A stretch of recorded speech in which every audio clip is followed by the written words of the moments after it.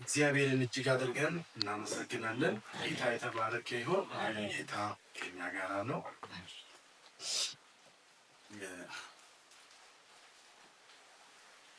ኢሳይያስ መጽሐፍ ላይ የጌታን ቃል እናነባለን። በኢሳይያስ መጽሐፍ ላይ የጌታን ቃል እንድናነብ እፈልጋለሁ። ኢሳይያስ መጽሐፍ ምዕራፍ 6 ከ1 እስከ 10 ያለውን በተለይ በማለት አነባለሁ።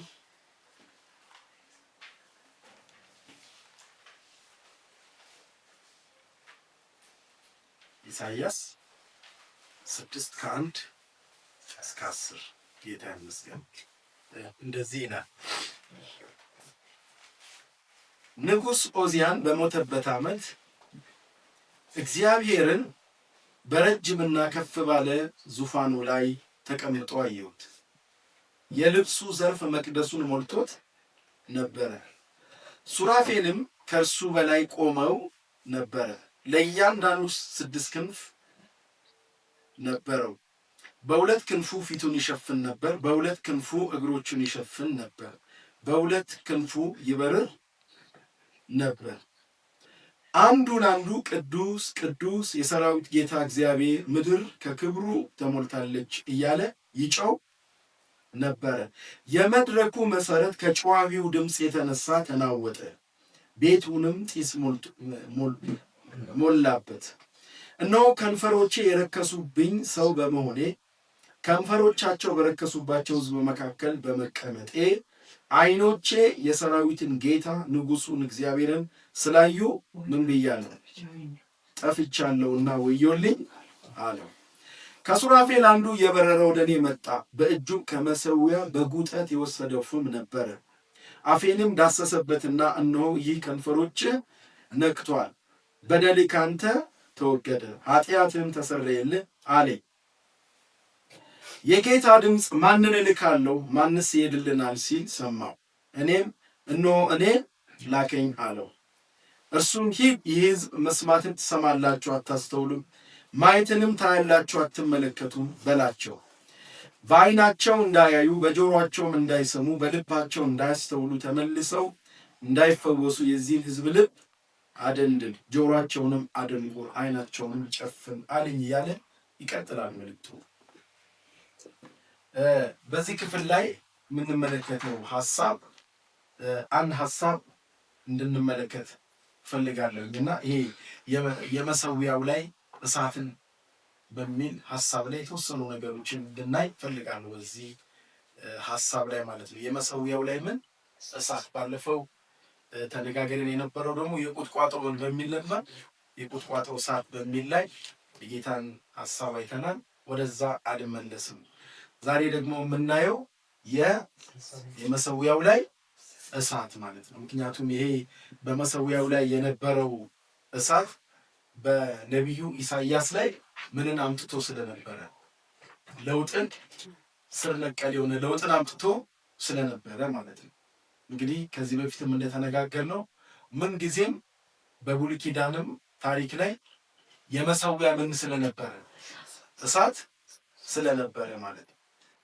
ስለዚህ እዚህ ጋር ደግሞ ኢሳይያስ ልክ በመቅደሱ ላይ ይነድ የነበረውን የመሠዊያውን እሳት ነው እንደገና በዚህ በራእይ ዓለም ውስጥም ሆኖ ምን ያደረገው ያየው የተመለከተው ማለት ነው።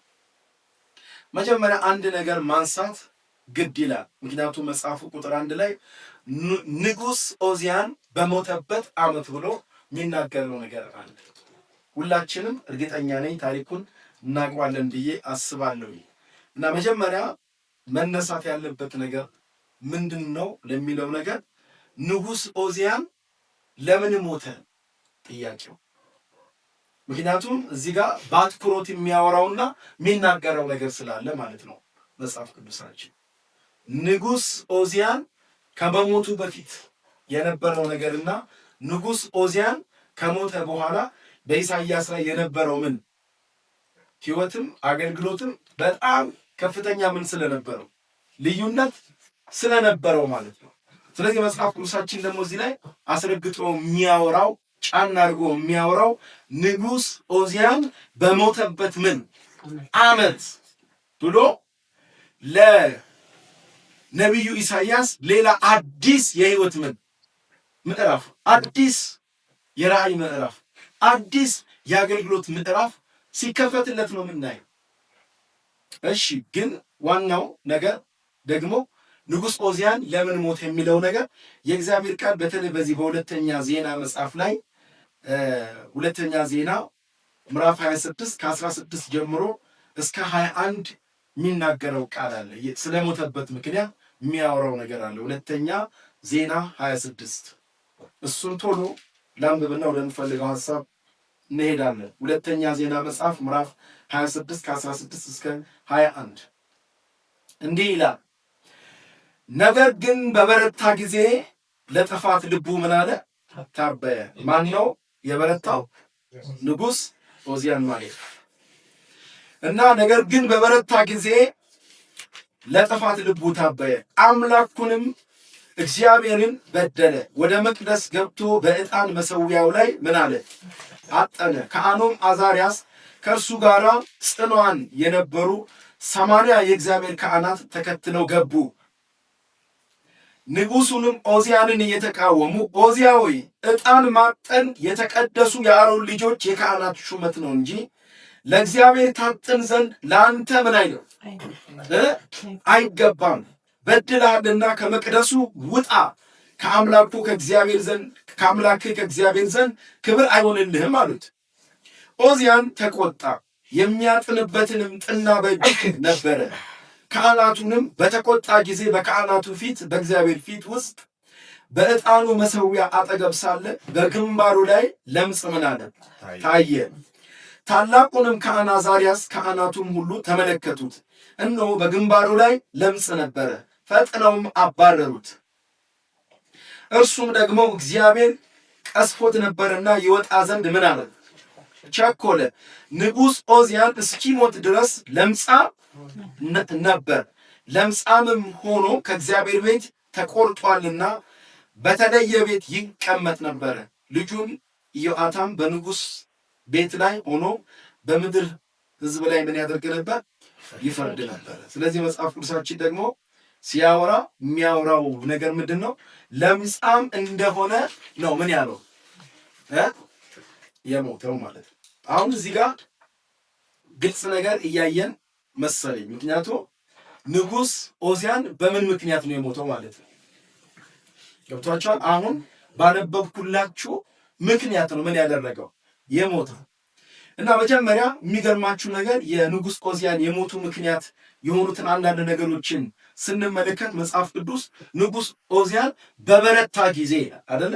በበረታ ጊዜ፣ በጠነከረ ጊዜ፣ ፍሬያማ በሆነ ጊዜ፣ እግዚአብሔር ሰክሰስ በሰጠው ጊዜ፣ ነገሮች በተቃኑለት ጊዜ።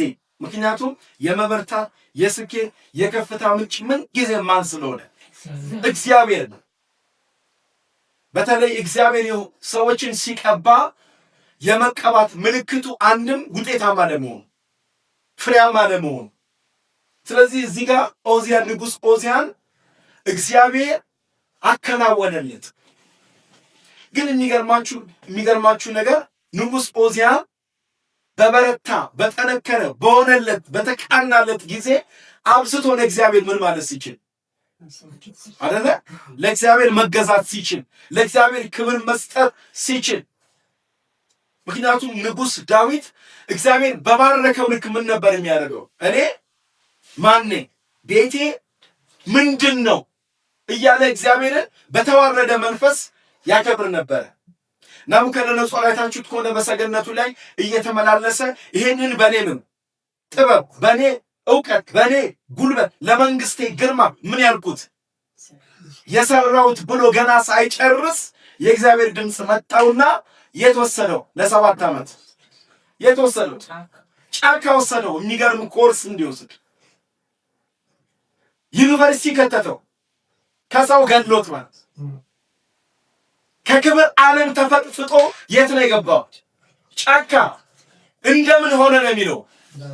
እንደምን እንደ እንስሳ ሆነ ይላል። ሰው ክቡር ሆኖ እንደምን መሰለ ይላል። ገብቷችኋል? አንዳንድ ጊዜ እንደዚህ አይነት ነገር አለ። ስለዚህ በኦዚያን በንጉሥ ኦዚያን ሕይወትም የምናየው እግዚአብሔር ባበረታው ጊዜ ከኃይለኛው ከእግዚአብሔር እጅ በታች ራሱን ምን ማለት ሲችል ማዋረድ ሲችል ማለት ነው። በአንድም ይሁን በሌላም መንገድ እኛ ባለንበት ሕይወት እግዚአብሔር ሊያበረታን ይችላል፣ ሊያሳካልን ይችላል፣ ሊያቃናልን ይችላል። በትዳር ቢሆን፣ በኑሮ ቢሆን፣ በስራ ቢሆን፣ በአገልግሎት ቢሆን፣ በየትኛውም ነገር ቢሆን እግዚአብሔር እኛ ምን ሊያደርገን ይችላል? የባረከበትም ነገር ይኖራል፣ ሊባርከንም ይችላል። ነገር ግን ይሄ ነገር በሚሆንበት ወቅት ላይ ግን ምንድን ነው መሆን ያለብን? የሚገርማችሁ አንዳንድ በረከቶች የዘገዩ ናቸው። ምንጊዜም እግዚአብሔር የሚያሳስበው የኛ ከፍታ አይደለም፣ የኛ መበርታት አይደለም። እግዚአብሔር የሚያሳስበው የኛ ዙፋን አይደለም። እግዚአብሔር የሚያሳስበው የኛ መለወጥ ነው። እግዚአብሔር የሚያሳስበው የኛ መቀደስ ነው። እግዚአብሔር ይሄ ነው ግድ የሚለው። ምን ለማለት ፈልጌ መሰላችሁ? አንዳንድ ነገሮች እግዚአብሔር በምክንያት አዘግይቶት ሊሆን ይችላል። ምክንያቱም ምን ሊሆን ስለሚችል መጥፊያ ሊሆን ስለሚችል ማለት ነው። ስላልተባረኩኝ ብለን አናኩርፍ። ማክሮፍ ካለብን ስላልተለወጥኩ በሚል ይሁን። አሜን ነው። ምክንያቱም እግዚአብሔር የሚገርማችሁ ነገር አሁን ባለንበት ህይወት ላይ እኛን ባርኮን ከሚያጣን አንዳንድ ነገር አዘግይቶ ቢያገኘን ይሻላል። እያለቀስን ቢያገኘን ይሻላል። እየተንበረከክን ቢያገኘን ይሻላል። እየተማጸነው ቢያገኘን ይሻላል። ምክንያቱም እኛ እኮ ራሳችንን እንኳን በደንብ አድርገን ማናቅነን እኮ ብንባረክ በእግዚአብሔር ፊት እንዴት ልንኖር እንደምንችል እኛ ባናቅ እሱ ያውቀዋል። ስለዚህ አንዳንድ ጊዜ እኛ ባለማወቃችን ምክንያት ነው እንጂ እግዚአብሔር አውቆ በጨረሰው ነገር እኛ ማን እንደሆነን ያውቃል እግዚአብሔር።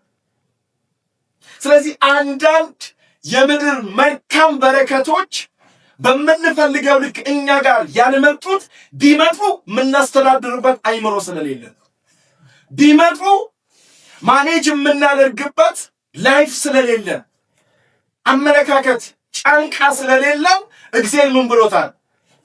አዘግይቶታል እንጂ እኛ ለመባረክ ከምንፈልገው በላይ መባረካችንን እግዚአብሔር ይፈልገዋል። ነገር ግን እግዚአብሔር በረከትን የሚያመጣው ግን በተሰራ በተለወጠ ማንነት ነው። ስለዚህ በእግዚአብሔር ፊት ቀዳሚው የኛ መለወጥ ስለሆነ ማለት ነው። ስለዚህ ኦዚያን እዚች ጋር በበረታ ጊዜ እግዚአብሔር ሊያከብር ሲገባ፣ በእግዚአብሔር ፊት ሊዋረድ ሲገባ በልቡ ምን አለ ይላል? ታበየ ይላል። በውጫዊ ነገሩ በመጣለት መከናወን እግዚአብሔር ይሄ ከኔ አይደለም ይሄ ካንተ ነው ብሎ በትህትና በእግዚአብሔር ፊት መሆን ሲገባው ማለት ነው። ይሄ የምኑ ምልክት ነው ማለት ነው? የሞቱ ጅማሬ። አጠገባችሁ ጋር ያለውን ሰው እንደዚህ ብላችሁ ንገሩት፣ ሞት ወዲያውኑ አይመጣም በሉት። ሞት ፕሮሰስ ነው በሉት። ስለዚህ የሞት ፕሮሰስ የልብ መታበይ፣ እንደ ታበይን ላንሞት እንችላለን። ሞት ግን ሊጀምር ይችላል። እግዚአብሔር ይጠብቀን ከዚህ። አሜን። ሌላኛው ነገር በጣም እንድናስብ የምፈልገው ነገር ምንድነው? ይሄ ንጉስነቱን በማሰብ ወይም ደግሞ ንጉስነቱን ተጠቅሞ የደፈረው ነገር ነበር። ምን ስለሆነ? ንጉስ ስለሆነ። አሁን መታበዩ ያለው እዚህ ጋር ነው። ምንነቱን የተጠቀመው ብለን ንጉስነቱን ነው። በጣም የተከናወነለት በእስራኤል ምድር ላይ በንጉስነቱ ትልቅ ሰክሰስ ያመጣ ሰው ነው። በየትኛው ቦታ ላይ መደመጥ ይፈልጋል፣ መሰማት ይፈልጋል፣ በየትኛውም ነገር ውስጥ መግባት ይፈልጋል። ንጉስነት ማለት ንጉስ ስለሆነ በተገኘው ነገር መግባት ማለት አይደለም። ወይም ደግሞ እግዚአብሔር የሆነ ጥሪ ቢሰጠን እግዚአብሔር የሰጠን ጥሪ የሚገርማችሁ ተወስኖ ተለክቶ ነው የተሰጠን።